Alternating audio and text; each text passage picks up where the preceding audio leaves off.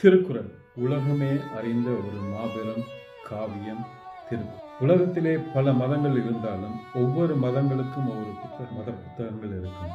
ஆனால் திருக்குறள் எல்லாவற்றையும் விட மிகவும் சிறந்த ஒரு புத்தகம். ஏனென்றால் இந்த புத்தகம் கடவுளின் பெயரால் எழுதப்பட்ட புத்தகம் அல்ல, ஒரு தனி நபரின் பெயரால் எழுதப்பட்ட புத்தகம் தான் திருக்குறள். திருவள்ளுவர் வாழ்ந்த காலத்திலே உலகத்திலே தமிழ் மொழி மட்டும்தான் இருந்திருக்கின்றது. திருவள்ளுவர் வாழ்ந்த காலத்தில் தமிழ் மொழி மட்டும்தான் இருந்திருக்கு. ஒரே ஒரு மதம் தான் இருந்திருக்கின்றது, அது தமிழ் மதம். தமிழ் மதம், தமிழ் மொழி, இவை மட்டும்தான் திருவள்ளுவர் வாழ்ந்த காலத்திலே இருந்திருக்கின்றது. திருக்குறளிலே இடம்பெறாத இரண்டு சொற்கள், ஒன்று மதம், ஒன்று மொழி. அதாவது கடவுள், தமிழ், இந்த இரண்டு வார்த்தைகளும் திருக்குறளில் எங்குமே சொல்லப்படவில்லை. இது ஒரு அற்புதமான விடயம். ஏனென்றால் சொல்ல வேண்டிய